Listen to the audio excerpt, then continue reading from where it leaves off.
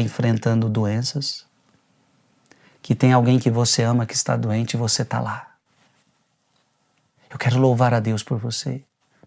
Por você que tira noites do seu sono para acompanhar esse doente. Você que dorme naquela cadeira de hospital, mas só para ficar perto de quem você ama. Você que vira noites para estar perto de quem você ama. Saiba que isto é percebido pelo doente. Saiba que isso é percebido por Deus. Louvado seja Deus pela sua vida. Então o doente é por sua própria condição iniciado no silêncio, encontra-se mais adiantado do que a pessoa saudável no mistério do silêncio de Deus. Quem sofre está esperando sem palavras, mas em seu coração palpitam a esperança e o abandono que o mergulham em Deus. E naquele silêncio daquele doente, ele está falando com Deus, Deus está falando com ele está falando com Deus. A doença é uma antecipação do silêncio da eternidade.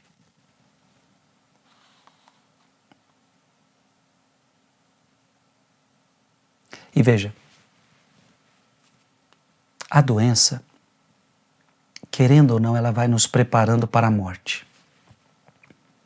Então a doença, ela vai preparando tanto a pessoa quanto a família para a morte. Eu sei que muita gente morre assim de supetão, sem a gente poder se preparar. Então é um acidente, é uma bala perdida.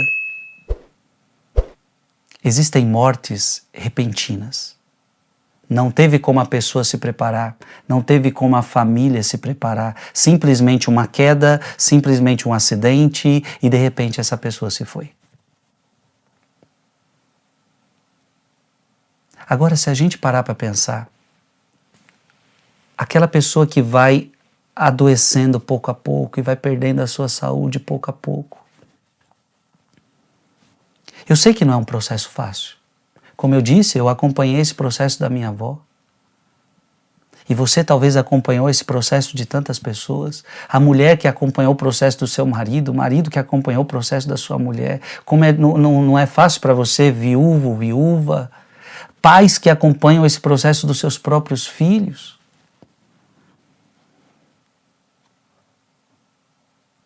Agora, a doença, ela vai nos preparando. Ela vai preparando tanto o doente para o momento da sua morte, e ela vai preparando tanto a família para este momento. Portanto, a doença,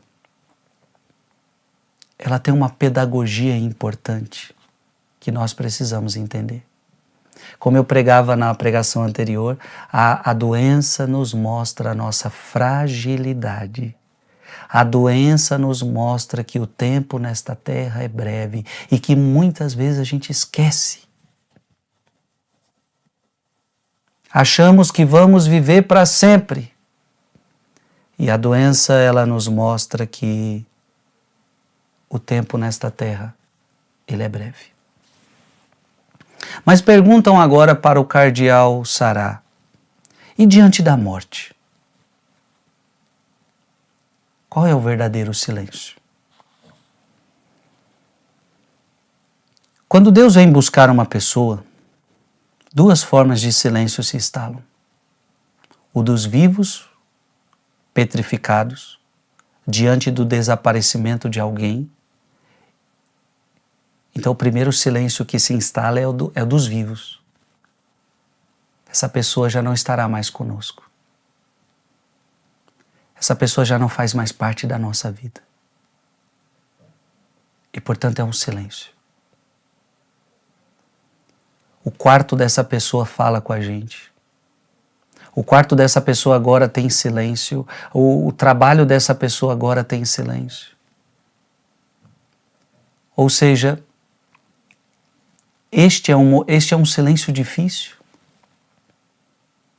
Estamos falando agora de um silêncio difícil, o silêncio de perder alguém. Os vivos ficam nesse silêncio, já não ouvimos mais a voz dessa pessoa, já não vimos mais o cheiro dessa pessoa, já não tocamos mais essa pessoa. Não é fácil.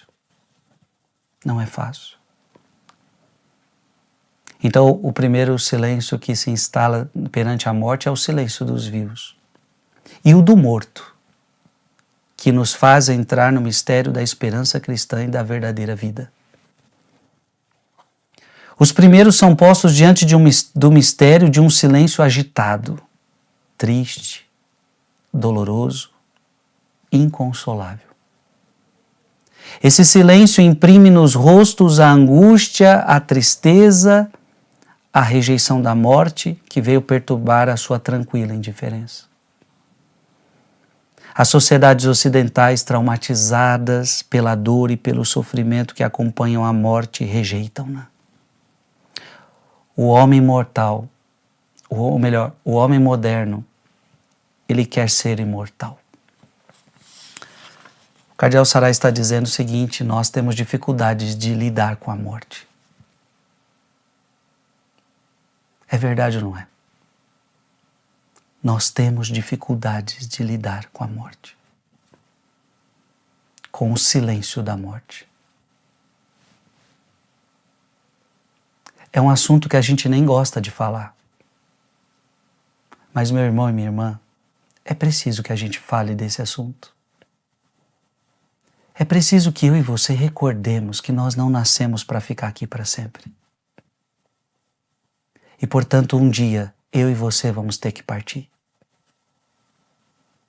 E eu não sei o dia da minha partida, você não sabe o dia da sua partida. Um dia as pessoas que a gente ama terão que partir. E isso faz parte da vida. Esse é o processo natural da vida. Mas o Cardeal Sará está falando, o mundo moderno, o homem moderno quer ser imortal. Ele quer ser imortal, mas não existe homem imortal. Nós vamos ter que nos deparar com o silêncio da morte. A Virgem Maria teve que se deparar com a morte do seu filho.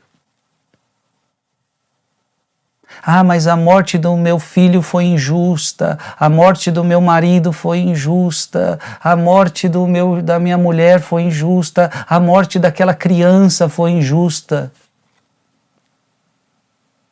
E de fato pode ter sido. E de fato foi. Assim como a morte de Cristo foi injusta. E lá estava Maria, aos pés da cruz, tendo que enfrentar o silêncio da morte.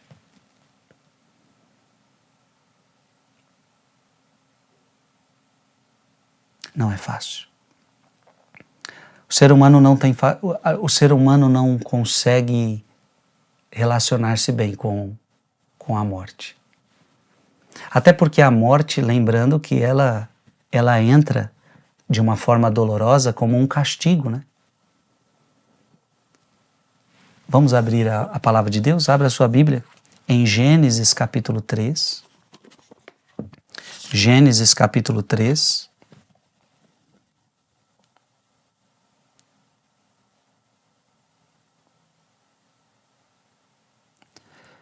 Versículo 3, Gênesis 3:3.